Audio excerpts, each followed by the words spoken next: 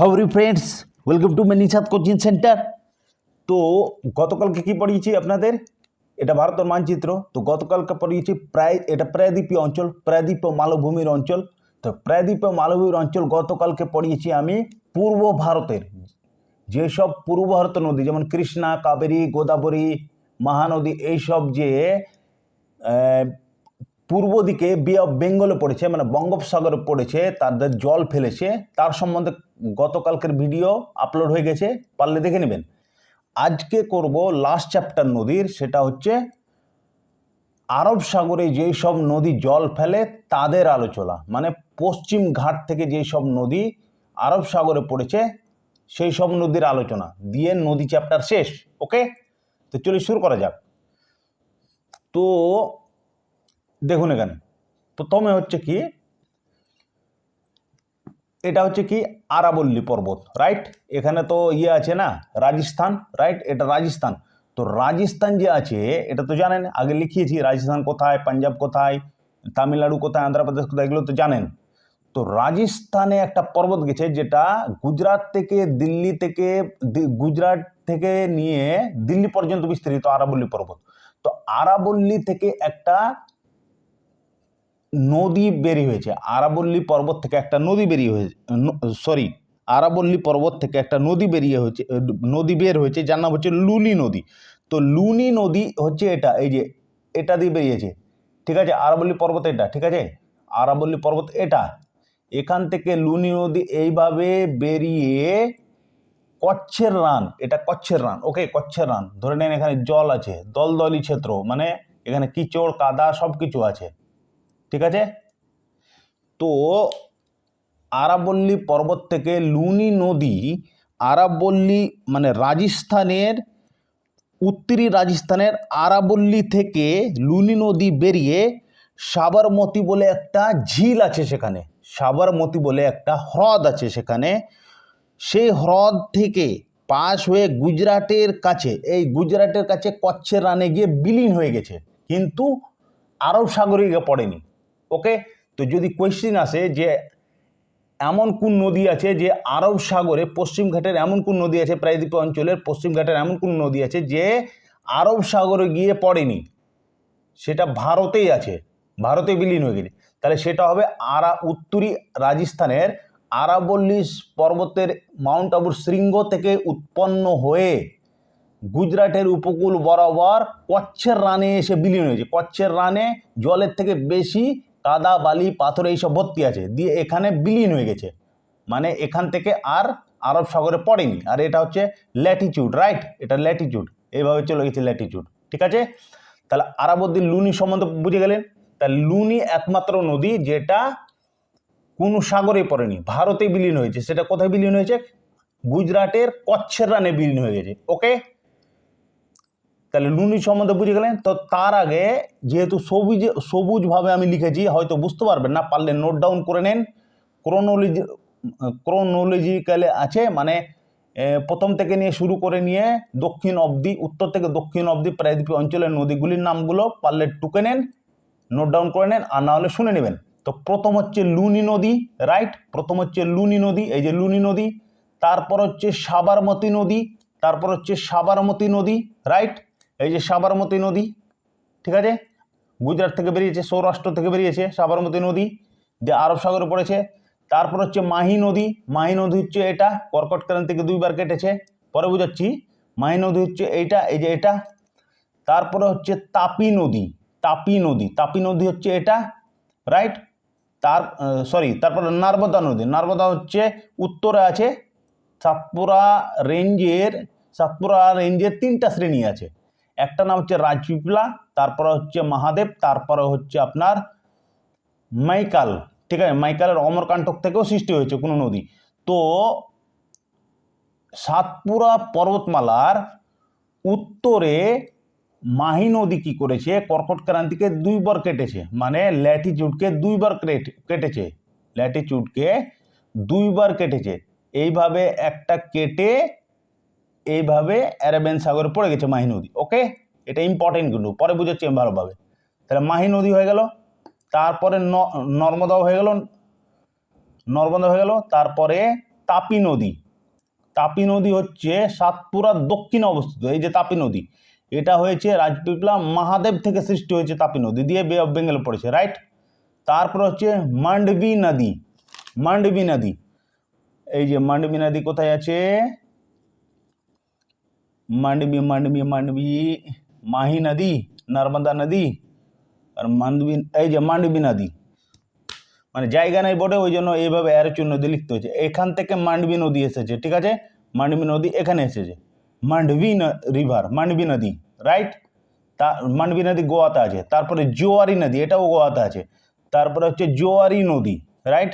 তারপর দেখুন জোয়ারি নদী আছে, রাইট। মান্ডবী নদীর পরে আছে জুয়ারি নদী, এখানে লিখে দিয়েছি। যাই হোক, এখানে লিখতে হতো, ওটা আমি মুখে বলে দিয়েছি, শুনে নেবেন। জুয়ারি নদী। তারপর হচ্ছে পেরিয়ার নদী, ওকে, এই যে পেরিয়ার নদী, কেরালার পেরিয়ার নদী। তারপর হচ্ছে ভারতপুরা নদী, কেরালার ভারতপুজা নদী। তারপর হচ্ছে গঙ্গা ভ্যালি নদী, এই যে গঙ্গা ভ্যালি নদী, রাইট। তারপর হচ্ছে সরাবতী নদী। তারপরে হচ্ছে কি সরাবতী নদী, লাস্ট সরাবতী নদী। তো ক্রোনোলজিক্যালিতে লেখা আছে, পারলে নোট ডাউন করেন। তো লুনি নদী তো বুঝিয়ে দিলাম। লুনি নদী উত্তরের, এই যে উত্তর দিকে রাজস্থানের আরাবল্লী পর্বত থেকে উৎপন্ন হয়ে রাজস্থান এবং গুজরাটের উপকূল বরাবর কচ্ছের রণে গিয়ে বিলীন হয়ে গেছে। এটা একমাত্র ভারতের নদী যেটা ভারতে বিলীন হয়ে গেছে, যেহেতু মরুভূমি অঞ্চল। ওকে, কমপ্লিট লুনি নদী সম্বন্ধে, রাইট। তো লুনি নদী সম্বন্ধে কমপ্লিট। তো এবার দেখুন, প্রায়দ্বীপীয় অঞ্চলে 4টি নদী খাম্বাতে ঝিলে পড়ে। এই যে প্রায়দ্বীপীয় অঞ্চল নাই, প্রায়দ্বীপীয় অঞ্চলে 4টি নদী এখানে আছে, মাত্র 4টি নদী। সেই 4টি নদী কোথায় পড়েছে? খাম্বাতের খাড়িতে, খাম্বাতের ঝিলে। এই যে খাম্বাতের ঝিল এখানে, যে গুজরাটের পাশে একটা ঝিল নাই, গুজরাটের পাশে এখানে খাম্বাত আছে। এর আগে অনেকবার বুঝিয়েছি, ম্যাপটা হয়তো খারাপ হয়ে গেছে, তো দেখে নেবেন অ্যাটলাস। এখানে খাম্বাত বলে একটা খাড়ি আছে, খাম্বাত, তারপরে অ্যারবেন্সি। তো এই খাম্বাতের খাড়িতে পড়েছে 4টা নদী। তো 4টা নদীর নাম কি ওটা টুকে নেন। একটা হচ্ছে সাবরমতী নদী, এই যে সাবরমতী নদী একটা, রাইট। সাবরমতী নদী, সাবরমতী নদী এখান থেকে এসেছে, ঠিক আছে, এই যে এখান থেকে এসেছে সাবরমতী নদী। তারপরে হচ্ছে আপনার মাহি নদী, এই যে মাহি নদী, মাহি নদী। তারপরে হচ্ছে আপনার নর্মদা নদী, নর্মদা নদী, রাইট, এই যে নর্মদা নদী। তারপরে হচ্ছে আপনার তাপি নদী, তাপি নদী, এই যে তাপি নদী। তাহলে প্রায়দ্বীপীয় অঞ্চলে 4টি নদী যারা খাম্বাতের ঝিলে পড়েছে তাদের নাম হচ্ছে সাবরমতী নদী, মাহি নদী, নর্মদা নদী এবং তাপি নদী। ওকে, মনে রাখবেন। তো এগুলো আমি পরে ডিটেলস বুঝাচ্ছি, আগে একটু করে ঝালিয়ে নিই। ওকে, তো লুনি তো বলে দিলাম। এবার দেখুন, উত্তরে নর্মদা নদী, এই যে নর্মদা নদী নাই, সেটা সাতপুরা রেঞ্জের উত্তর দিকে আছে নর্মদা নদী। ওকে, এবং তাপি নদী আছে দক্ষিণ দিকে। যে দুটো নদী ভ্রংশ ঘাটের মাধ্যমে প্রবাহিত হয়। কেন? সেখানে পাহাড় পর্বত ছিল, সেটা বসে গেছে হঠাৎ। যদি না বসতো তাহলে এই বে অফ বেঙ্গলে পড়তো। যেহেতু ঢাল বসে গেছে, এই যে দেখুন ঢাল বসে গেছে, তার জন্য নর্মদা নদী উত্তর দিকে বয়ে বে অফ অ্যারাবিয়ান সাগরে পড়ে, আর সাতপুরা দক্ষিণ দিকে তাপি নদী মহাদেব থেকে বয়ে কোথায় পড়ে? বে অফ বেঙ্গলে পড়ে। বোঝা গেল ফ্রেন্ডস? আশা করি বুঝতে পেরেছেন। তাহলে দুটো নদী আছে যেটা বংশঘাটির মাধ্যমে কোথায় প্রবাহিত হয়? অ্যারাবিয়ান সিয়ে পড়ে, মানে আরব সাগরে পড়ে। সেটা হচ্ছে নর্মদা নদী এবং তাপি নদী। আর খাম্বাত খাড়িতে পড়ে 4টি নদী, মাহি, সাবরমতী, নর্মদা এবং তাপি নদী। কমপ্লিট। এবার দেখুন মাহি নদী কি করেছে, ল্যাটিচিউডকে 2বার কেটে খাম্বাতে ঝিলে পড়েছে। এই যে মাহি নদী, মাহি নদী আছে না এখানে, মাহি নদী, মাহি নদী এখান থেকে উৎপন্ন হয়ে এখান থেকে উৎপন্ন হয়ে ল্যাটিচিউডকে কেটেছে একবার, এখানে একবার কেটেছে মাহি নদী, আবার ব্যাক করে ঘুরে আবার এখানে কেটেছে, ঘুরে উপকূল বরাবর খাম্বাতের খাড়িতে গিয়ে পড়েছে, রাইট। তাহলে যদি বলে যে ল্যাটিচিউডকে অক্ষাংশকে অক্ষাংশকে পশ্চিমঘাটের কোন নদী, একমাত্র কোন নদী দুইবার অক্ষাংশকে কেটেছে বা ল্যাটিটিউডকে কেটেছে? তাহলে মাহি নদী দুইবার কেটেছে। ওকে, মাহি নদী মনে থাকবে, পশ্চিমঘাটের মাহি নদী, প্রায়দ্বীপ অঞ্চলের মাহি নদী। Understood? Very very important Mahi নদী, রাইট? তো এবার আপনারা নোট ডাউন করতে পারেন। লুনি নদী তো বুঝিয়ে দিলাম। এবার লিখুন সাবরমতী নদী। সাবরমতী নদী, এই যে সাবরমতী নদী, সাবরমতী নদী দেখুন এখান থেকে নিয়ে এই যে এখান থেকে আছে সাবরমতী নদী, রাইট? তো সাবরমতী নদী কি করেছে? রাজস্থানের, এখান থেকে রাজস্থান আছে, রাইট? রাজস্থান। তো সাবরমতী নদী রাজস্থানের উদয়পুরের মেবার থেকে বেরিয়ে রাজস্থানের, এটা রাজস্থানের সাবরমতী নদী রাজস্থানের উদয়পুর থেকে বেরিয়ে, উদয়পুর থেকে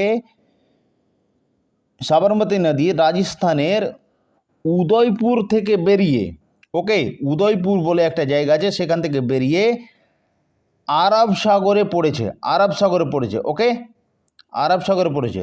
আর গুজরাটের রাজধানী এবং আহমেদাবাদ বা গান্ধীনগর সাবরমতী নদীর উপকূলে অবস্থিত। যদি বলে গুজরাটের আহমেদাবাদ বা গান্ধীনগর, গুজরাটের আহমেদাবাদ বা গান্ধীনগর কোন নদীর তীরে অবস্থিত? তাহলে সাবরমতী নদীর তীরে অবস্থিত।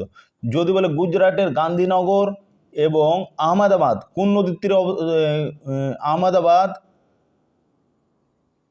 কোন নদীর তীরে অবস্থিত? তাহলে সাবরমতী নদীর তীরে অবস্থিত। এখানে আহমেদাবাদ আছে, রাইট? গান্ধীনগর এবং আহমেদাবাদ, তাহলে সাবরমতী নদীর তীরে অবস্থিত। গান্ধীনগর, আহমেদাবাদ, গুজরাটের রাজধানী গান্ধীনগর এবং আহমেদাবাদ সাবরমতী নদীর তীরে অবস্থিত। Complete friend? সাবরমতী কমপ্লিট। তাহলে সাবরমতী কোথেকে উৎপন্ন হয়েছে? রাজস্থানের, এখান থেকে রাজস্থান, রাজস্থানের উদয়পুর বলে একটা জায়গা আছে, সেখান থেকে সাবরমতী উৎপন্ন হয়ে আরব সাগরে পড়েছে এবং সাবরমতী নদীর তীরে গুজরাটের রাজধানী আহমেদাবাদ এবং গান্ধীনগর, এই দুটি শহর সাবরমতী নদীর তীরে অবস্থিত। কমপ্লিট, ওকে? বেশি কিছু নাই, হালকা, বাস এটি জানলেই হলো, রাইট? আর পশ্চিমঘাট থেকে এগুলোই আসে, বেশি আসে না। ওকে ফ্রেন্ড? আর ছোটো ছোটো নদী তো অনেক আছে, তো অত করা যাবে না, অ্যাটলাস দেখে নেবেন, ওকে? এবার নোট ডাউন করুন মাহি নদী, এই যে মাহি নদী, রাইট? তো মাহি নদী মধ্যপ্রদেশের বিন্দা পর্বত থেকে উদ্গম হয়ে 3টি রাজ্য হয়ে প্রবাহিত হয়। তাহলে মাহি যে নদী আছে, তো এটা মধ্যপ্রদেশ বিন্ধ্যাচল পর্বত আছে এখানে, তাই না? কর্কট ক্রান্তির এখানে বিন্ধ্যাচল পর্বত আছে। বিন্ধ্যাচল পর্বত উত্তর ভারত এবং দক্ষিণ ভারতকে বিভক্ত করেছে। তো বিন্ধ্যাচল পর্বত কি, বিন্ধ্যাচল পর্বত থেকে কি করেছে? মাহি নদী বিন্ধ্যাচল পর্বত থেকে উদ্গম হয়ে, মানে উৎপন্ন, বিন্ধ্যাচল, মাহি নদী বিন্ধ্যাচল পর্বত থেকে উৎপন্ন হয়ে 3টি রাজ্যের মাধ্যমে প্রবাহিত হয়। কি কি? রাজস্থান, মধ্যপ্রদেশ এবং গুজরাট। দেখুন মাহি নদী এই যে রাজস্থান চলে এসছে, তারপরে মধ্যপ্রদেশ চলে এসছে, তারপরে গুজরাট চলে এসছে, রাইট?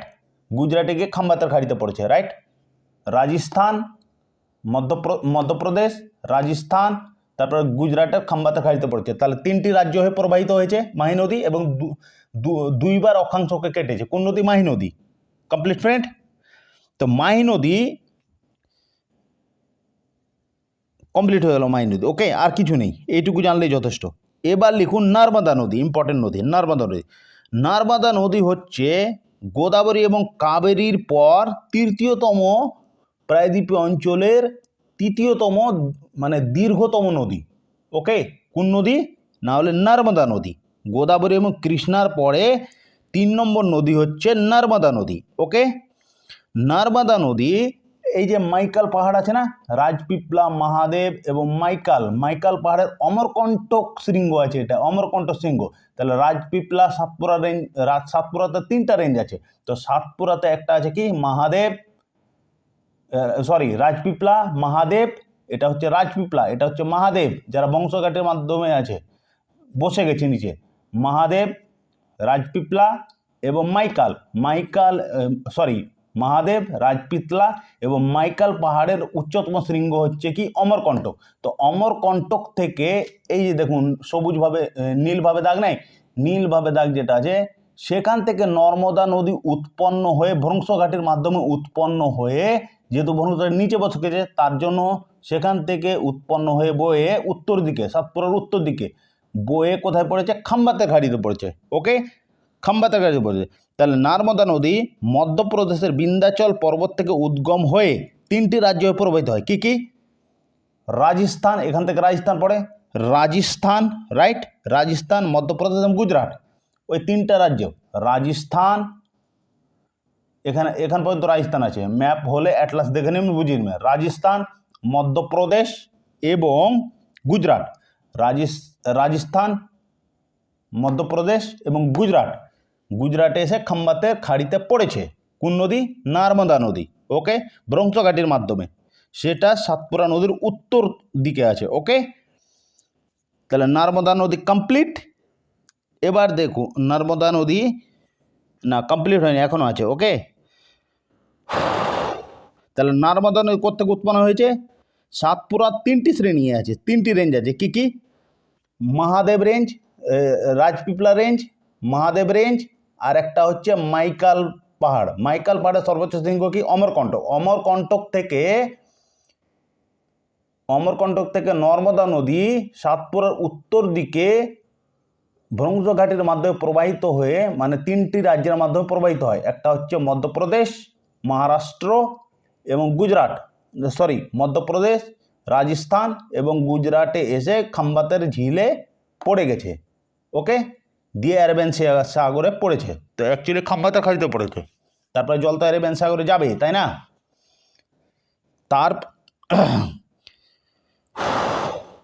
তারপরে দেখুন নিজের বংশঘাটির কাছে আমারকান্ডা সিংহ থেকে বেরিয়ে পশ্চিম দিকে নিজের বংশঘাটির কাছে ভারুচের পাশে মোহনা বানায়। এখানে গুজরাটে একটা ভারুচ বলে জায়গা আছে, তো এই ভারুচের কাছেও মোহনা বানায়। নর্মদা নদী কোথায় মোহনা বানায় যদি বলে, তাহলে ভারুচ বলে একটা জায়গা আছে, সেখানে মোহনা বলে।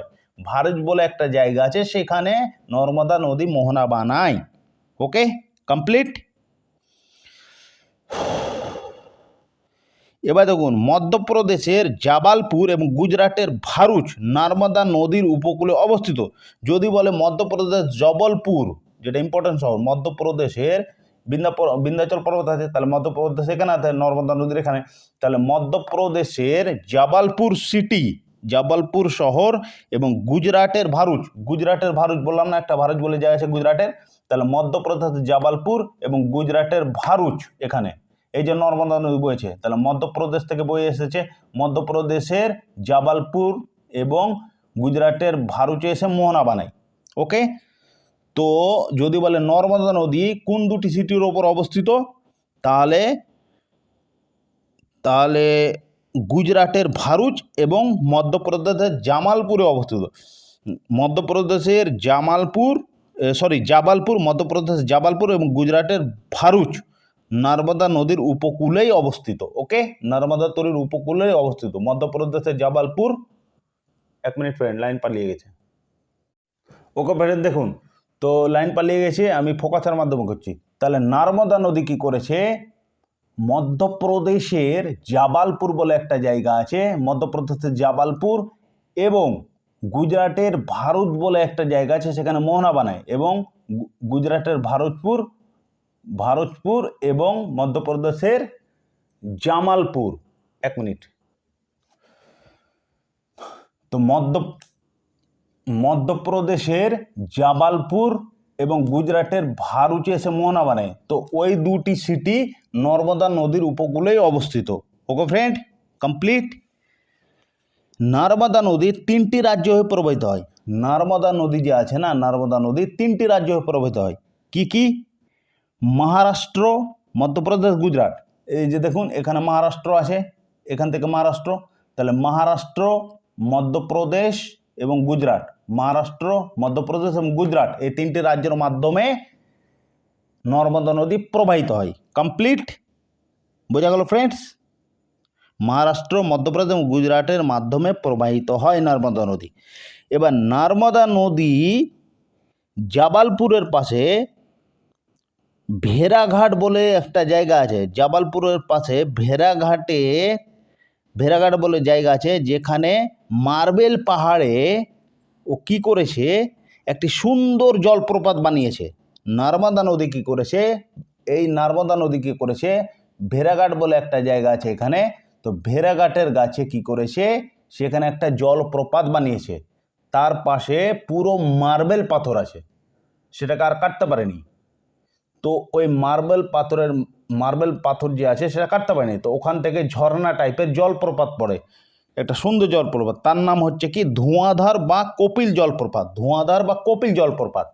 তো দক্ষিণ ভারতে জলপ্রপাত, উত্তর ভারতে তো জলপ্রপাত পাননি, পূর্ব ভারতে, কিন্তু দক্ষিণ ভারতে কেন পাওয়া যায়, একটু ছবি আঁকে দেখিয়ে দিচ্ছি।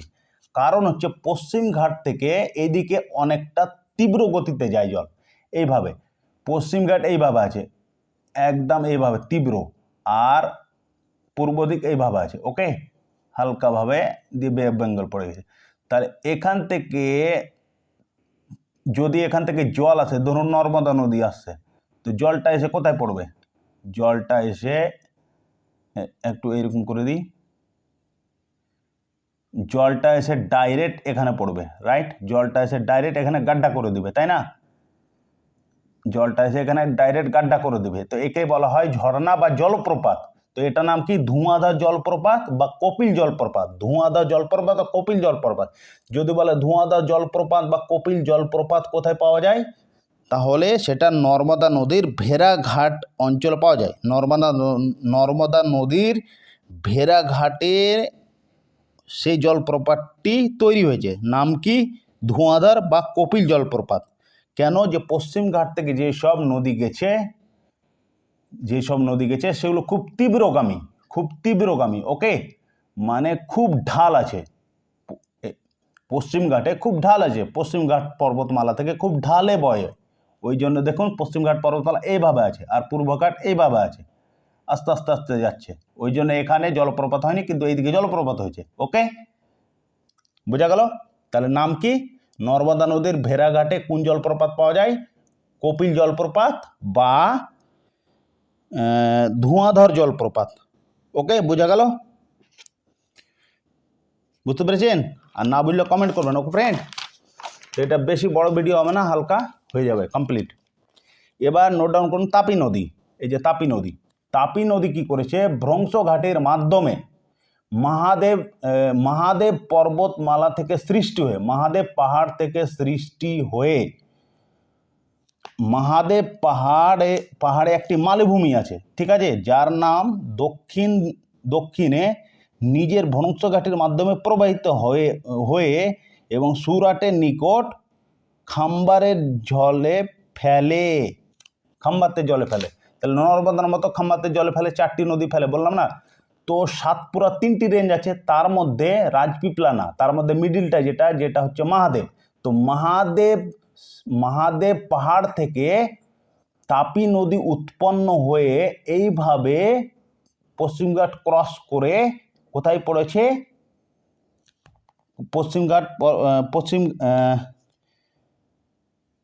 মহাদেব পাহাড়ে একটি মালভূমি আছে, সেখান থেকে উৎপন্ন হয়ে, মহাদেব পাহাড়ে একটি মালভূমি আছে যার নাম হচ্ছে বাইকাল মালভূমি, এই যে বাইকাল মালভূমি, রাইট, এই যে বাইকাল মালভূমি, তাই তো, এটা বাইকাল মালভূমি, এই যে করে দিয়েছি এখানে, দেখে নেন, এটা বাইকাল মালভূমি। তাহলে এই মহাদেব পাহাড়ের বাইকাল মালভূমি থেকে এইভাবে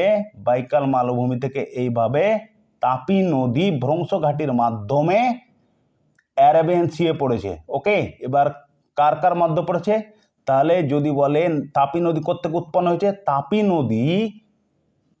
নদী রাজপিপলার পরে কি আছে, সাতপুরা পর্বতশ্রেণীতে 3টি শৃঙ্গ আছে, তার মধ্যে মিডিলেরটাকে মহাদেবের পাশে একটি মালভূমি আছে যার নাম হচ্ছে বাইকাল মালভূমি।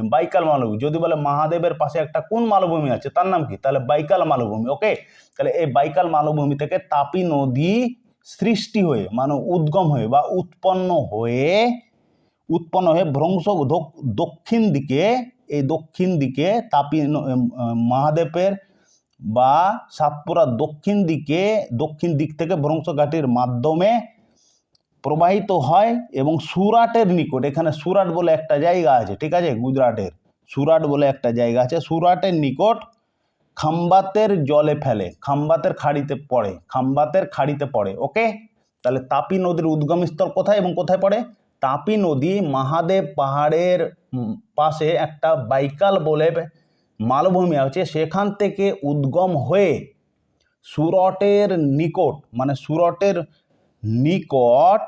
ভ্রংশঘাটির মাধ্যমে প্রবাহিত হয়ে সুরটের নিকট খাম্বাতের জলে মিশে যায়। ওকে, খাম্বাতের জলে পড়ে যায়।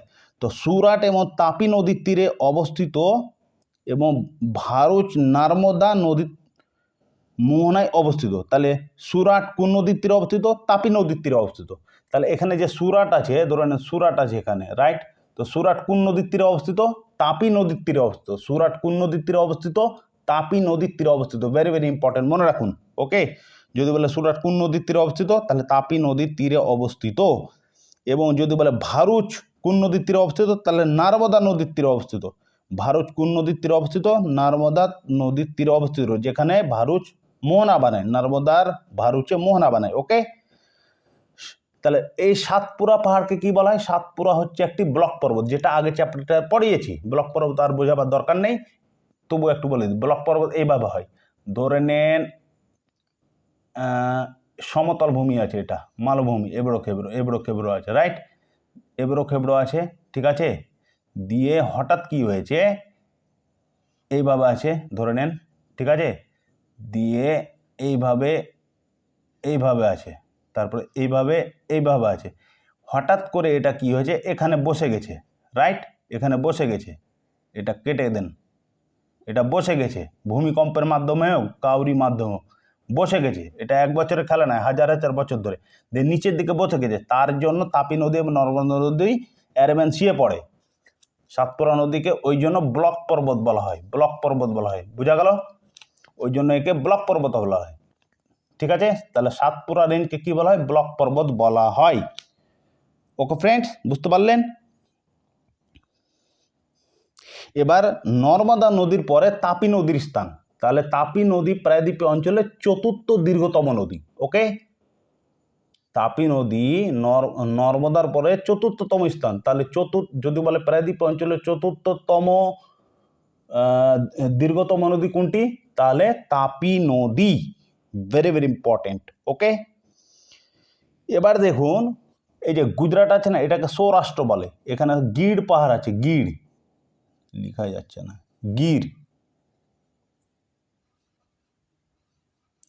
গির আর মান্ডবী, গির আছে, গির পাহাড় যেখানে সিংহ পাওয়া যায়, এখানে গির পাহাড় আছে। আমি ভালো করে লিখে দিই, এটা জি, এখানে গির পাহাড় আছে। তো একে সৌরাষ্ট্র বলা হয়, পুরোটা সৌরাষ্ট্র বলা হয়, গুজরাটের সৌরাষ্ট্র বলা হয়। এখানে লায়ন পাওয়া যায়, সিংহ পাওয়া যায়। সেটা তো বুঝিয়েছি যে আফ্রিকা থেকে সিংহ চলে এসেছিল যখন প্লেট টেকটনিক বিভক্ত হয়ে যায়, তো সেখানকার আফ্রিকার সিংহ এবং এখানকার সিংহের মিল পাওয়া যায়। এখানকার গাছপালা এবং আফ্রিকার গাছপালার সাথে মিল পাওয়া যায়। তো বেগনার অনুসারে একটাই মহাদ্বীপ ছিল, সেটা ভেঙে গিয়ে এইভাবে তখন উত্তর দিকে প্লেট চলতে থাকে। আফ্রিকা থেকে যেটা ইন্ডিয়া ভেঙে গেছে, সেটা উত্তর দিকে এখনও চলছে। ওকে, 1 সেন্টিমিটার বাড়ে বছরে, বুঝলেন? এগুলো হাজার হাজার লাখ লাখ বছরের খেলা। তো একটা মহাদ্বীপ ছিল, সেটা ভেঙে গেছে। তো আফ্রিকার যে এইসব বনস্পতি বা গাছপালা আছে, এখানেও সেসব বনস্পতি গাছপালার মিল পাওয়া গেছে।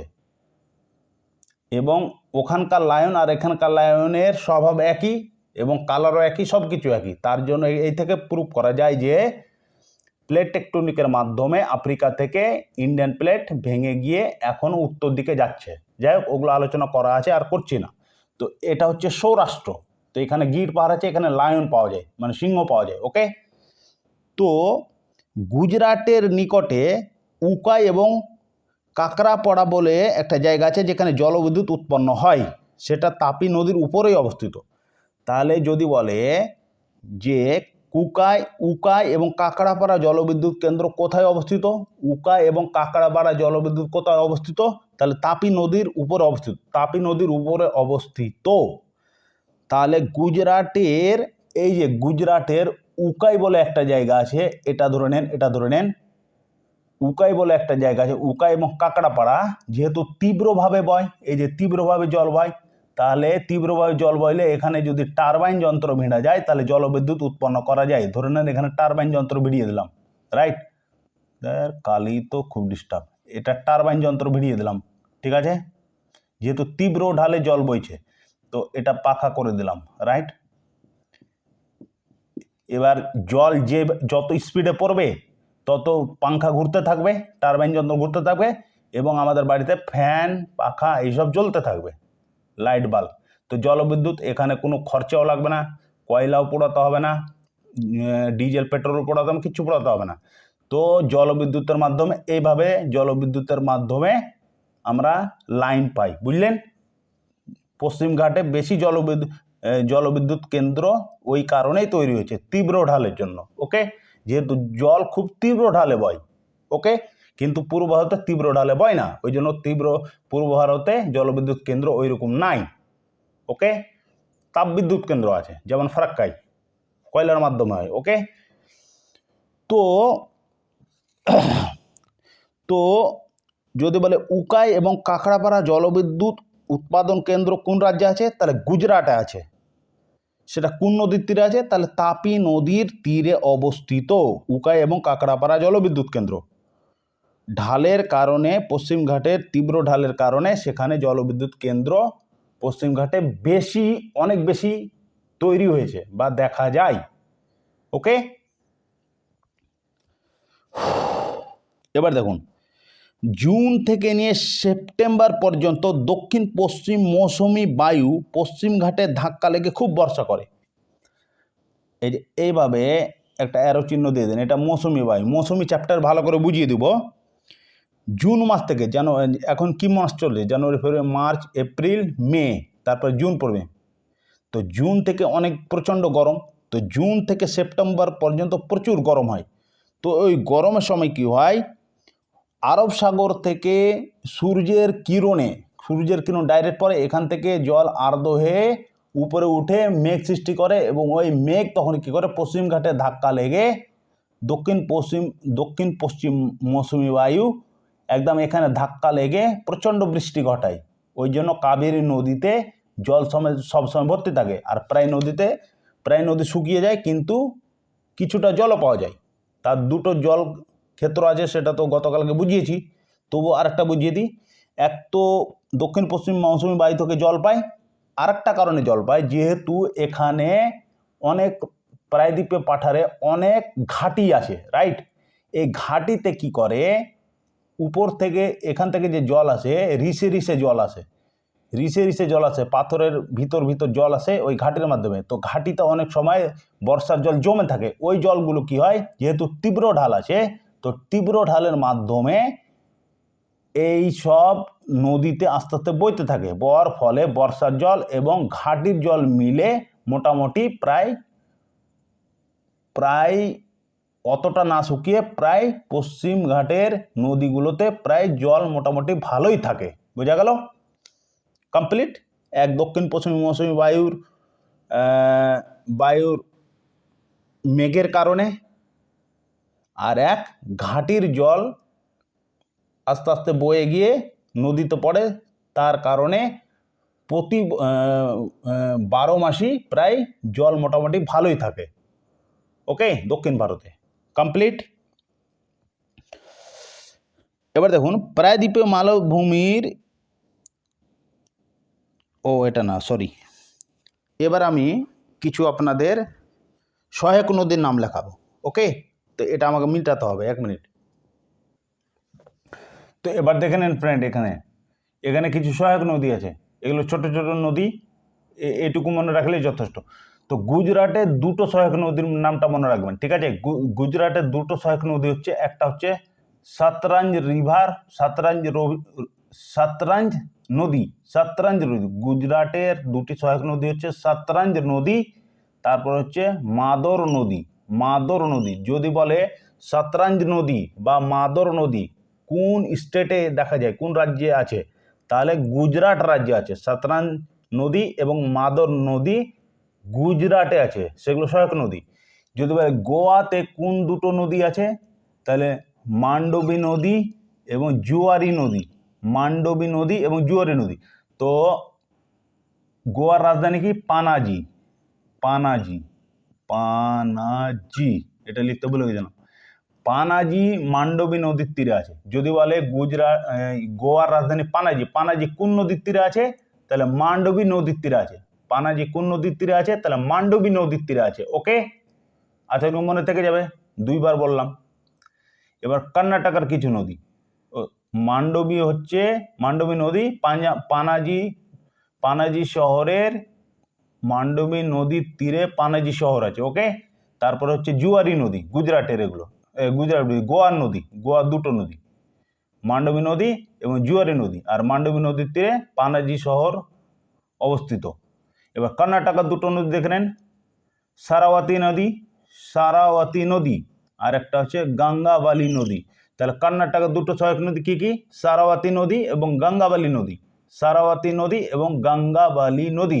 যদি বলে কর্ণাটকের একটি নদীর, একটি সহায়ক নদীর নাম বলুন, অপশন দিয়ে দিল, সারাওয়াতি নদী বা গঙ্গাবালি নদী, দুটোর মধ্যে একটা অপশন দিবেই। তো মনে রাখতে হবে সারাওয়াতি নদী আর একটা হচ্ছে গঙ্গাবালি নদী। ওকে, দুটো করে আছে, বেশি নাই। এবার কেরালা দেখুন, কেরালারটা বেশি আছে। কেরালার একটা হচ্ছে ভারত পূজা নদী, ভারত পূজা নদী, আর একটা হচ্ছে পেরিয়ার নদী, আর একটা হচ্ছে পাম্বা নদী। তো অনেক সময় কনফিউশন হয়ে যায়, পেরিয়ার দেখে ফাটাস করে গোল করে দেয় সবাই। পেরিয়ার দেখে, পেরিয়ারটা সবাই জানে যে কেরালায় পেরিয়ার নদী আছে, যেখানে হাতি পাওয়া যায়। ওকে, হাতি পেরিয়ার একটা, পেরিয়ার নদীর পাশে সব ফরেস্ট আছে, সেখানে হাতি পাওয়া যায়, কিন্তু অ্যাকচুয়ালি পেরিয়ার সবচেয়ে বড় নদী নেই। যদি বলে কেরালার সবচেয়ে বড় নদীর নাম কি, তাহলে ভারত পূজা নদী। কেরালার সবচেয়ে বড় নদীর নাম হচ্ছে ভারত পূজা নদী। যদি বলে কেরালার সবচেয়ে বড় নদীর নাম কি, ভারত পূজা নদী, ওখানে অপশন দিয়ে দিবে আপনাদের মেমোরিকে ডাইভার্ট করার জন্য। ভারত পূজা নদী, পেরিয়ার নদী, পাম্বা নদী, আর একটা দিয়ে দিল কর্ণাটকা, ধরে নেন গঙ্গাবালি নদী। তাহলে কনফিউশনে পড়ে যাবেন যদি না মনে থাকে। তো ওই জন্য মনে করে নেবেন এগুলো। তাহলে কেরালার সবচেয়ে বড় নদীর নাম হচ্ছে ভারত পূজা নদী। আর কেরালায় তিনটি সহায়ক নদী, ভারত পূজা নদী সবচেয়ে বড় নদী, তারপরে পেরিয়া নদী যেখানে হাতি পাওয়া যায়, আর পাম্বা নদী। আর যদি বলে হাতি কোথায় পাওয়া যায়, তাহলে পেরিয়া নদীতে, রাইট। কেরালার যদি বলে কেরালার কোন নদীর তীরে হাতি পাওয়া যায়, কোন নদীর তীরের ফরেস্টে, তাহলে পেরিয়া নদীর তীরের ফরেস্টে হাতি পাওয়া যায়। ওকে, আর কেরালার ব্রহ্মপুজা নদীর সবচেয়ে বড় নদী। ওকে, তিনটা সহায়ক নদী, কেরালা তিনটা সহায়ক নদী, ব্রহ্মপুজা নদী সবচেয়ে বড় নদী, তারপরে পেরিয়ার নদী, তারপরে পাম্বা নদী। ওকে, বোঝা গেল। আর পানাজি কোন নদীর তীরে অবস্থিত? মান্ডবী নদীর তীরে অবস্থিত। গোয়াতে দুটো নদী আছে, মান্ডবী নদী আর জুয়ারি নদী। কর্ণাটকে দুটো নদী আছে, সারাওয়াতি নদী আর গঙ্গাবালি নদী। ওকে, আর গুজরাটে দুটো নদী আছে, সতরঞ্জ নদী এবং মাদর নদী। এটি মনে রাখতে পারেন না, দুটো করে আছে, বেশি না। আর কেরালা থেকে আসবেই একটা, কেরালারটা বেশি আসে। ওকে ফ্রেন্ডস, তো এটা মিটিয়ে দিয়ে আগে। এবার দেখুন কর্ণাটক এখানে আছে, তাই না? কর্ণাটক এখানে আছে, রাইট। তো এখান থেকে কর্ণাটক, আর কেরালা এখান থেকে, রাইট। তো কর্ণাটকে একটা জলপ্রপাত তৈরি হয়েছে, কর্ণাটকে, ভেরি ভেরি ইম্পর্টেন্ট, সবচেয়ে বড় জলপ্রপাত। তো কর্ণাটকে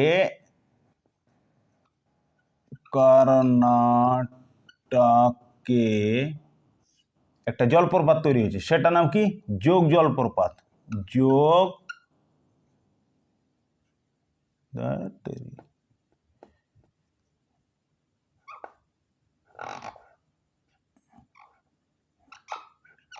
যোগ জলপ্রপাত বা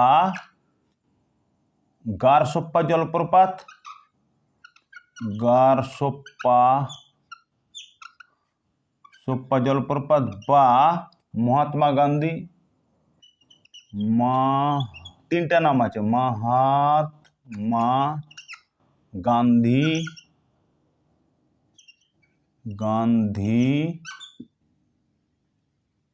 জলপ্রপাত,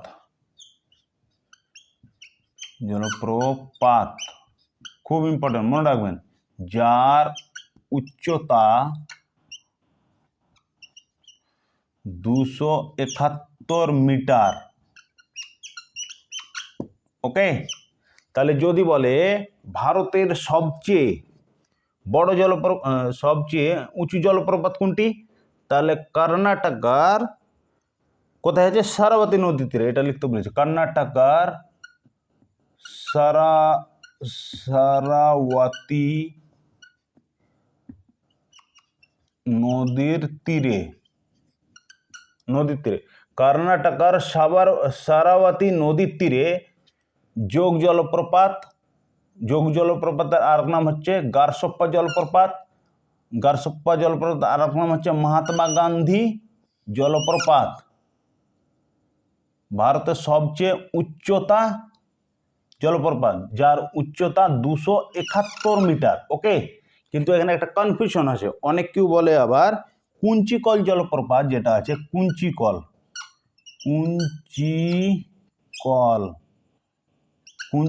জলপ্রপাত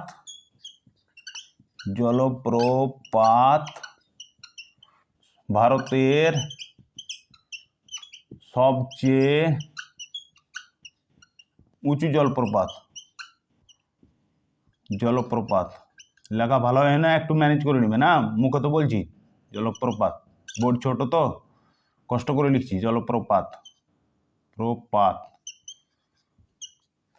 তাহলে কুঞ্চিকল নিয়ে একটা ধারণা আছে যে যোগ জলপ্রপাত বা গারসপ্পা জলপ্রপাত বা মহাত্মা গান্ধী জলপ্রপাত সবচেয়ে উঁচু না কুঞ্চিকল সবচেয়ে উঁচু। তো অ্যাকচুয়ালি যোগ জলপ্রপাত কর্ণাটকের সারাবতী নদীর তীরে যোগ জলপ্রপাত বা গারসপ্পা জলপ্রপাত বা মহাত্মা গান্ধী জলপ্রপাত, তিনটে অপশানে থাকতে পারে। তো তিনটে মনে রাখবেন, যোগ জলপ্রপাত, গারসপ্পা জলপ্রপাত, মহাত্মা গান্ধী জলপ্রপাত কোথায় আছে, কর্ণাটকের সারাবতী নদীর তীরে, এটা সবচেয়ে উঁচু জলপ্রপাত। কিন্তু অনেক কেউ আবার বলে কুঞ্চিকল সবচেয়ে উঁচু জলপ্রপাত। এর কারণটা আমি বুঝিয়ে দিচ্ছি। অ্যাকচুয়ালি যোগ বা গারসপ্পা বা মহাত্মা গান্ধী জলপ্রপাত সবচেয়ে উঁচু, কিন্তু কুঞ্চিকলটা উঁচু নয়, কুঞ্চিকলটা অনেক উঁচু। এবার কিভাবে উঁচু সেটা বুঝিয়ে দিচ্ছি আমি,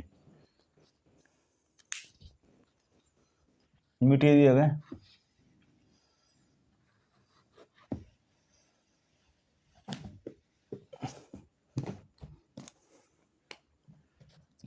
ধরেন পশ্চিমঘাট থেকে, কর্ণাটক থেকে পশ্চিমঘাটে কি হয়, তীব্রভাবে জল পড়ে এইভাবে, রাইট। এবার চলে গেল এইভাবে বে অফ বেঙ্গল পড়ে গেল, ঠিক আছে। আর এটা তীব্রভাবে পড়ছে, রাইট। পশ্চিমঘাট থেকে তীব্রভাবে পড়ে, ছোট ছোট নদী, এখানে গর্ত সৃষ্টি করে আবার এই দিকে জল বইতে লাগলো, ঠিক আছে। তো ডাইরেক্ট এখান থেকে এই গর্ত পড়বে, রাইট। এখান থেকে এই গর্ত পড়বে, তাই তো। পড়তে গর্ত তৈরি করে দেবে, দিয়ে এখানে একটা তালাব তৈরি করে দেবে, তালাব বলতে একটা খাড়ি, ঝিল, লেক তৈরি করে দেবে, রাইট, বড় করে, ঠিক আছে। আর এগুলো সঙ্গমরমর সব পাথর, ওকে। তো এখান থেকে নিয়ে ধরে নেন দাগ দিয়ে দেন, এখান থেকে নিয়ে একটা দাগ দিয়ে দেন কাল্পনিক, আবার এখান থেকে নিয়ে দাগ দিয়ে দেন। তো এখান থেকে নিয়ে যদি উচ্চতা নাপা যায় তো কত হচ্ছে, 271 মিটার উঁচু, 271 মিটার উঁচু। তাহলে এটা সবচেয়ে উঁচু জলপ্রপাত, কর্ণাটকের সারাবতী নদীর তীরে যোগ জলপ্রপাত বা গারসপ্পা জলপ্রপাত বা মহাত্মা গান্ধী জলপ্রপাত সবচেয়ে ভারতের উচ্চতম জলপ্রপাত, ওকে। আর বিশ্বের তো জানেন ভেনেজুয়েলা জলপ্রপাত সবচেয়ে উচ্চতম বিশ্বের, একটু বলে দিলাম, বিশ্বের সবচেয়ে বড় জলপ্রপাত হচ্ছে ভেনেজুয়েলা জলপ্রপাত, মোটামুটি 1 কিলোমিটার থেকে একটু কম, ওকে। ওটাও ইম্পর্টেন্ট, একটু বলে দিলাম, ভেনেজুয়েলার জলপ্রপাত বিশ্বের সবচেয়ে বড় জলপ্রপাত, যেটা 1 কিলোমিটার থেকে একটু কম, এটা মনে রাখুন। যদি বলে বিশ্বের সবচেয়ে বড় জলপ্রপাত কোনটি, তাহলে ভেনেজুয়েলার জলপ্রপাত, ওকে। মিটার অত আসে না, তো ধরে নেন 1 কিলোমিটার থেকে একটু কম আছে, ওকে। 989 মিটার এরকম, যাই হোক খেয়ালটা ছুটে গেছে। তো ভারতেরটা মনে রাখুন, এটা আসবে যেহেতু ইন্ডিয়ান জিওগ্রাফি পড়াচ্ছি, ওকে। তাহলে এখান থেকে যদি নাপা যায় তাহলে 271 মিটার হচ্ছে, 271 মিটার। তো এটা হচ্ছে যোগ জলপ্রপাত বা গারসপ্পা জলপ্রপাত বা আপনার হচ্ছে মহাত্মা গান্ধী জলপ্রপাত, যেটা আছে কর্ণাটকের সারাবতী নদীর তীরে, ওকে। আর আরেকটা দেখুন যেটা কুঞ্চিকল যোগ জলপ্রপাত, এটা যোগ বা গারসপ্পা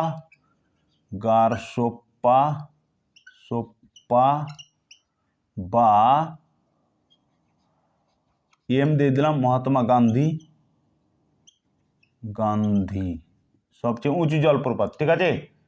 কিন্তু এখানে একটা কোশ্চেন আছে, অনেকে বলে কুঞ্চিকল সবচেয়ে উঁচু। এবার কুঞ্চিকল কেন উঁচু সেটা বুঝিয়ে দিচ্ছি। পর্বতমালা এরকম আছে, পূর্বের পর্বতমালা দেখুন এইরকম আছে, ঠিক আছে, ঢাল নাই অত, এইভাবে আছে। ঢাল তো আছে মানে অনেক দূর থেকে বয়, পশ্চিম ঘাটে যে যায় অনেক দূর থেকে বয়, এইভাবে আছে কুঞ্চিকল জলপ্রপাত। ঢাল অত নয়, এইভাবে এইভাবে এইভাবে এইভাবে এইভাবে এইভাবে এইভাবে এইভাবে এইভাবে চলে গেছে, ঠিক আছে। তো ধরে হলো না, দাঁড়ান, দেখতে পাচ্ছেন কি, এইভাবে এইভাবে এইভাবে এইভাবে চলে গেছে। তো এখান থেকে যদি এখান থেকে ধরি, এখান থেকে জলপ্রপাত পড়লো, রাইট, তো কত হবে, বেশি হবে কি, উচ্চতা হবে না। এখানে একটা জলপ্রপাত হলো ছোট্ট, কত হবে 25 মিটার ধরে নেন। তারপরে এখান থেকে জল বয়ে আবার এই গর্তে পড়লো, রাইট, এটাও ধরে নেন 30 মিটার হবে।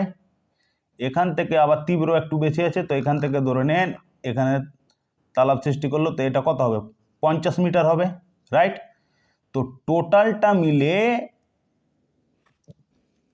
কুঞ্চিকল জলপ্রপাত সবচেয়ে উঁচু জলপ্রপাত। যদি বলে পর্বত থেকে নিয়ে, মানে যদি বলে ভারতের সবচেয়ে উঁচা পরিস্থিতি জলপ্রপাত কোনটি, উঁচা পরিস্থিতি, উঁচু, সব থেকে উঁচু থেকে নিচু পর্যন্ত উঁচু পরিস্থিতি অনুযায়ী, সবচেয়ে উঁচু পরিস্থিতি অনুযায়ী ভারতের কোন জলপ্রপাত, তাহলে হবে কুঞ্চিকল জলপ্রপাত। কুঞ্চিকল জলপ্রপাত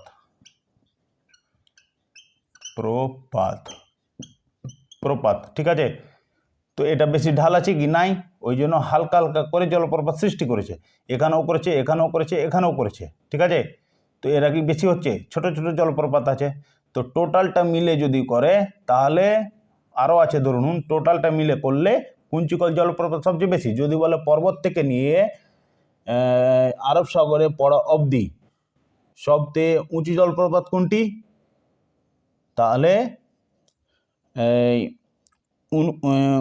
ভারতের সবচেয়ে উঁচু পরিস্থিতি জলপ্রপাত কোনটি, পরিস্থিতি অনুযায়ী জলপ্রপাত কোনটি, উঁচু জলপ্রপাত কোনটি, পর্বত থেকে নিয়ে, পাহাড় থেকে নিয়ে, পাহাড় থেকে নিয়ে একদম আরব সাগর পর্যন্ত, তাহলে সেটা হচ্ছে কুঞ্চিকল জলপ্রপাত।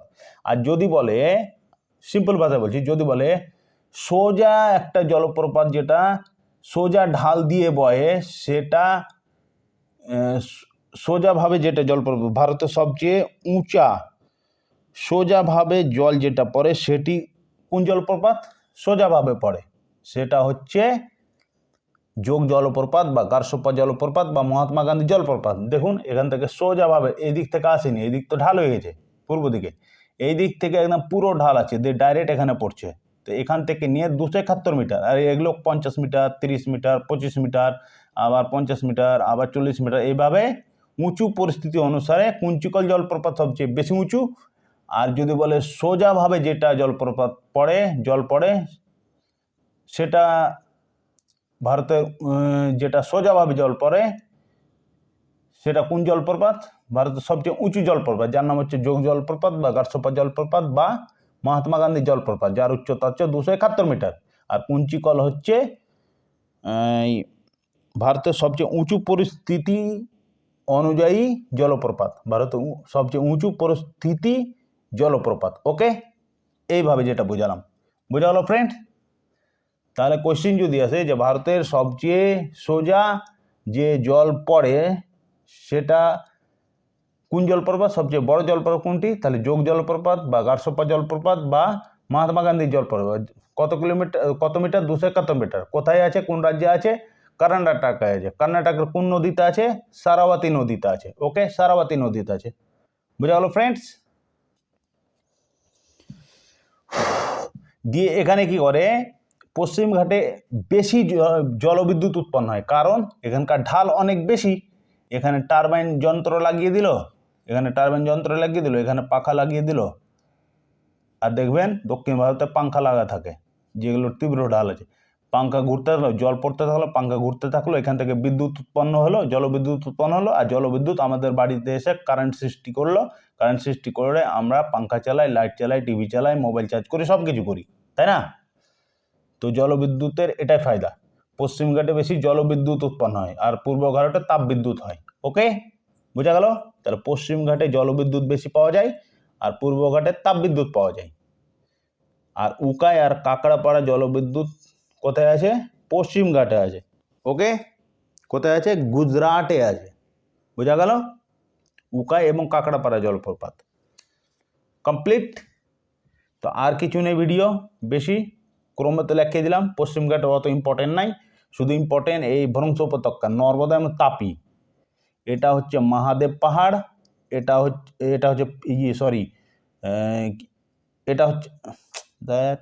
এটা হচ্ছে মহাদেব পাহাড়, এটা হচ্ছে মাইকাল পাহাড়। মাইকাল পাহাড়ের সর্বোচ্চ শৃঙ্গের নাম হচ্ছে অমরকণ্টক। আর মাইকাল পাহাড়ের পাশেই আছে কি? বাইকুল মালভূমি। বাইকুল মালভূমি থেকে তাপি নদী বংশঘাটের মাধ্যমে বে অফ বেঙ্গলে পড়েছে। ওকে, আর এটা টোটালটাই হচ্ছে সাতপুরা রেঞ্জ। ওকে, বুঝা গেল? এই তিনটা রেঞ্জকে কি বলা হয়? সাতপুরা রেঞ্জ। সাতপুরাকে কি বলা হয়? ব্লক পর্বত। যেহেতু বসে গেছে ভ্রংশ ঘাটির মাধ্যমে প্রবেশ হয়, যদি না বসতো তাহলে পূর্ব দিকে বইতো নর্মদা এবং সাতপুরা। ওকে, তাহলে নর্মদা হচ্ছে তৃতীয়তম দীর্ঘতম নদী এবং চতুর্থ হচ্ছে তাপি নদী। বোঝা গেল ফ্রেন্ডস? আর কেরালা সবচেয়ে বড় নদী হচ্ছে ভারতপুজা নদী, ভেরি ভেরি ইম্পর্টেন্ট। আর পেরিয়ার নদীর পাশে ফরেস্ট যে আছে কেরালা, সেখানে কি পাওয়া যায়? হাতি পাওয়া যায়। ওকে, আর যদি বলে পানাজি কোন নদীর তীরে আছে, তাহলে মান্ডবী নদীর তীরে আছে। ওকে, মান্ডবী নদীর তীরে আছে। যদি বলে সুরাট কোন নদীর তীরে আছে, তাহলে তাপি নদীর তীরে আছে। সুরাট কোন নদীর তীরে আছে, তাহলে তাপি নদীর তীরে আছে। ওকে, যদি বলে কোন নদী ল্যাটিটিউডকে 2 বার কেটেছে, তাহলে মহানদী ল্যাটিটিউডকে 2 বার কেটেছে। একবার এখান থেকে কেটেছে, একবার এখান থেকে কেটে খাম্বাতে গিরেছে। যদি বলে কটি নদী খাম্বাতের খাড়িতে গিরেছে পশ্চিম ভারতের, তাহলে 4টি নদী। কি কি? এই যে এখানে দেখতে পাচ্ছেন, মাহি নদী, সাবরমতী নদী, এই যে সাবরমতী নদী, নর্মদা নদী, তাপি নদী। যদি বলে সাতপুরার উত্তরে কোন নদী ভ্রংশঘাটের মাধ্যমে প্রবাহিত হয়, তাহলে নর্মদা নদী সাতপুরার উত্তরে ভ্রংশঘাটের মাধ্যমে বে অফ বেঙ্গলে পড়ে, খাম্বাতের ঘাটিতে পড়ে। ওকে, বে অফ বেঙ্গল বলছি, খাম্বাতের ঘাটিতে পড়ে। আর যদি বলে সাতপুরার দক্ষিণে ভ্রংশঘাটের মাধ্যমে কোন নদী বয় দিয়ে আরব সাগরে পড়ে, ভারতীয় এসে মোহনা বানায়, সেটা আরব সাগরে পড়ে, তাহলে সেটা হচ্ছে তাপি নদী। ওকে, এবং পুরো বছর মোটামুটি জল কেন থাকে? দক্ষিণ পশ্চিম মৌসুমী বায়ু যখন সূর্যের কিরণ আরব সাগরে পড়ে, জুন থেকে সেপ্টেম্বর মাসে প্রচণ্ড গরম হয়, তখন কি হয়? আর্দ্র হয়ে বাষ্প হয়ে জল বাষ্পীভূত হয়ে উপরে উঠে যায় এবং আকাশে মেঘ সৃষ্টি করে। ওই মেঘ এসে কি করে? পশ্চিম ঘাটে ডাইরেক্ট ধাক্কা লাগে। ধাক্কা লাগার ফলে প্রচুর বৃষ্টি হয় এবং সেখানে ধান চাষও ভালো হয়, উর্বর জায়গা। ওই জন্য কাবেরী নদীতে পুরো বছর জল লাভালাভ থাকে, ভরাভর থাকে। ওকে, অন্য নদীতে অত থাকে না। আর আরেকটা সিস্টেমে জল থাকে, সেটা হলো এখানে প্রায়দ্বীপ অঞ্চল অনেক ঘাটি আছে। ওই ঘাটিগুলোতে বর্ষার জলের ফলে ঘাটিগুলো ভর্তি থাকে। ওই ঘাটি যেহেতু পশ্চিম ঘাটে ঢালু, আস্তে আস্তে আসে এবং বর্ষার জল এবং ঘাটির জল মিশে তখন নদীগুলোতে পুরো বছর মোটামুটি জল ভালোই থাকে। ওকে, পূর্ব ভারতে তো পুরো থাকে, কিন্তু পশ্চিম ঘাটে মোটামুটি থাকে, কিন্তু কাবেরীতে শুধু বেশি থাকে। কেন? দক্ষিণ পশ্চিম মৌসুমিতে এক পাই জল কাবেরী নদী, আর বে অফ বেঙ্গলে যখন বাষ্পীভূত হয়ে মেঘ সৃষ্টি হয়, ডাইরেক্ট এখান থেকে আসে এই করমণ্ডল উপকূলে, আবার এখান থেকে আসে করমণ্ডল উপকূলে এসে ডাইরেক্ট ধাক্কা মারে, যেটা ঠান্ডাকালে পড়ে। মানে জুন থেকে সেপ্টেম্বর পর্যন্ত গরমে দক্ষিণ পশ্চিম মৌসুমী বায়ু উত্তর দিকে প্রবাহিত হয়, দিয়ে বর্ষা করে, দিয়ে কাবেরী নদীতে ফেলে। ঠিক আছে? আর ঠান্ডার সময় কি করে? সেপ্টেম্বর অক্টোবর পড়ে যায়। ঠান্ডার সময় কি করে? দক্ষিণ পূর্ব মৌসুমী বায়ু কি করে, দক্ষিণ পূর্ব মৌসুমী বায়ু উত্তর থেকে দক্ষিণ দিকে এসে করমণ্ডল উপকূলে মানে তামিলনাড়ুতে এসে প্রচণ্ড বৃষ্টি ঘটায় ঠান্ডার সময়, সেটাকে কি বলা হয়, আম্রবৃষ্টি বলা হয়। বোঝা গেল ফ্রেন্ডস? ওই জন্য কাবেরীর দুটো জলগ্রহণ ক্ষেত্র, একটা দক্ষিণ পশ্চিম মৌসুমী জলবায়ু ক্ষেত্র, আর একটা হচ্ছে দক্ষিণ পূর্ব মৌসুমী জলবায়ু ক্ষেত্র, যেটা উত্তর থেকে দক্ষিণ দিকে এসে তামিলনাড়ুর করমণ্ডল উপকূলে ধাক্কা মারে এবং প্রচণ্ড বৃষ্টি ঘটায়, রাইট? সেই বৃষ্টিকে ঠান্ডাতে কি বলা হয়, আম্রবৃষ্টি বলা হয়, অ্যাসিড বৃষ্টি। আর এটা হচ্ছে দক্ষিণ পশ্চিম মৌসুমী চ্যাপ্টারও ভালো করে বুঝিয়ে দেবো। ওকে ফ্রেন্ড, তো বোঝা গেল? আশা করি এর থেকে আর কিছু বোঝার দরকার নেই, কমপ্লিট। এখানে একটা আছে, এটা আছে কোশ্চিন, যদি বলে যে সাতপুরাকে ব্লক পর্বত বলা হয়, তো সাতপুরায় 3টা রেঞ্জ আছে। ওকে, 3টা রেঞ্জের মধ্যে মাইকাল যেটা পাহাড় আছে, মাইকাল পাহাড়ের সর্বোচ্চ শৃঙ্গের নাম কি, অমরকণ্টক। অমরকণ্টকের পাশে মহাদেবের পাশে কোন মালভূমি আছে? তাহলে বাইকাল মালভূমি আছে, বাইকাল মালভূমি। এই যে মহাদেবের পাশে বাইকাল মালভূমি আছে, বোঝা গেল? এটাও একটা রেঞ্জ, তো বললাম এর আগে। যাই হোক, কমপ্লিট। এটাকে ব্লক পর্বত বলা হয়। বরং যদি বলে বংশঘাটের মাধ্যমে পশ্চিম ঘাটে কোন দুটি নদী প্রবাহিত হয়, সেটা হয় নর্মদা নদী এবং তাপি নদী। যদি বলে ভারতে একমাত্র এমন একটি নদী আছে যেটা ভারতেই বিলীন হয়ে যায় গুজরাটের কচ্ছ রানে, সেটা হচ্ছে আরাবল্লী পর্বত থেকে সৃষ্টি হয়ে সাম্ভার হ্রদ দিয়ে বেরিয়ে কচ্ছের রানে এসে বিলীন হয়ে যায়। কোন নদী? লুনি নদী। মনে রাখুন, লুনি নদী একমাত্র, যেহেতু মরুভূমিতে চলে। ওকে, আর কিছু বোঝার নেই, কমপ্লিট। আশা করি আমি বুঝিয়ে দিলাম মোটামুটি। ওকে ফ্রেন্ড, আর দক্ষিণ ভারতের জলবিদ্যুৎ কেন্দ্র এই জন্য বেশি হয় যে তীব্র ঢাল, পশ্চিম ঘাট থেকে নিয়ে পুরো তীব্র ঢাল, ছোট ছোট নদী প্রচুর তীব্র ঢালে বয়। আর পূর্ব ভারতে অতটা তীব্র নয়, দেখুন আস্তে আস্তে জল বয়। আর পূর্ব ভারতের নদী অনেক লম্বা বয়, আর দক্ষিণ ভারতের নদী ছোট নদী হয়, তীব্রভাবে বয়ে জলপ্রপাত সৃষ্টি করে, ওই জলপ্রপাতে টারবাইন লাগিয়ে জলবিদ্যুৎ উৎপন্ন করে। ওই জন্য লাইন বেশি থাকে দক্ষিণ ভারতে। পূর্ব ভারত থেকে পশ্চিম ভারতে বেশি থাকে, কি বলে, লাইন থাকে। আর খুব সুন্দর জায়গা, জলবিদ্যুৎ কেন্দ্র যেখানে সৃষ্টি হয় সেখানে তো জায়গা ব্যাপক হবে। ওকে, তো পূর্ব ভারতে কি হয়, তাপবিদ্যুৎ কেন্দ্র হয়, আর পশ্চিম ভারতে জলবিদ্যুৎ কেন্দ্র হয়, বেশি দেখা যায়। ওকে ফ্রেন্ড, তো আজকের জন্য এইটুকু। তো ভিডিওটি কেমন লাগলো প্রতিক্রিয়া জানান, এবং সামনে এসএসসি আছে, স্কুল সার্ভিস কমিশন, তার জন্য রেডি হয়ে যান। আজকে নদী চ্যাপ্টার শেষ, হালকা 6-7-10 মিনিট একটা ভিডিও আছে নদীর প্রারূপ এইসব সম্বন্ধে, ওটা পড়িয়ে দেবো, ওখান থেকে একটা আসতে পারে, বেশি হবে না। তারপরে চলে যাবে আর্থিক ভূগোল, মজা লাগবে তখন, বুঝলেন, খনিজ সম্পদ এইসব সম্বন্ধে। তো ভালো করে ভিডিওটি দেখুন, মনোযোগ সহকারে। আর অ্যাটলাসটা অবশ্যই দেখবেন, কেন মানচিত্র বোর্ড ছোট, তো মানচিত্র আঁকাতে হয়তো 1 ইঞ্চ 2 ইঞ্চ এইদিক ওইদিক হয়ে যাচ্ছে। যেমন কর্কট ক্রান্তি, এটা দিয়ে যাবে না, যাবে এটা দিয়ে, ঠিক আছে, এটা দিয়ে যায়। এই যে খাসি জয়ন্তে পাহাড় মেঘালয় দিয়ে যায়, কিন্তু আমি এখানে করে দিয়েছি, তো এটা বোঝার জন্য। ওকে, তো অ্যাটলাসটা ভালো করে দেখে নেবেন, আর না হলে শুনে নেবেন, আমার ভিডিওটা হয়ে যাবে কমপ্লিট।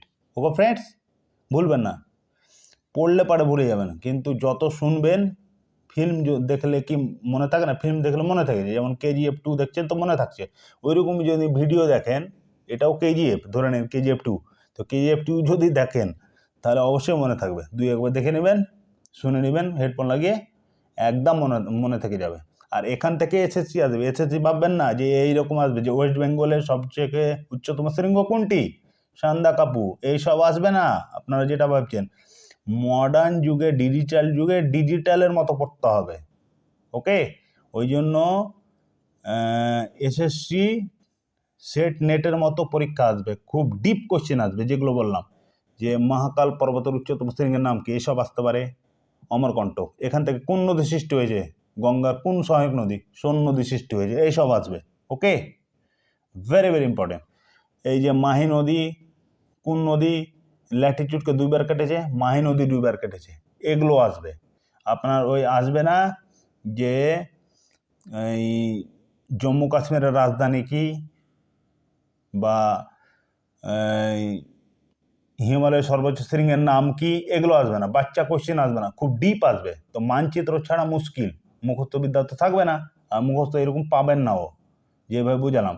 মানচিত্র পুরোটা করে নেন, পুরো সিলেবাস করিয়ে দেবো, আর ফ্রি অফ কস্ট এবং সোশ্যাল ওয়ার্কের মাধ্যমে আমি পড়াচ্ছি। আমি তো একটা লেটার লিখেছি ফেসবুকে, পারলে দেখে নেবেন এবং সাবস্ক্রাইবটা করে নেবেন।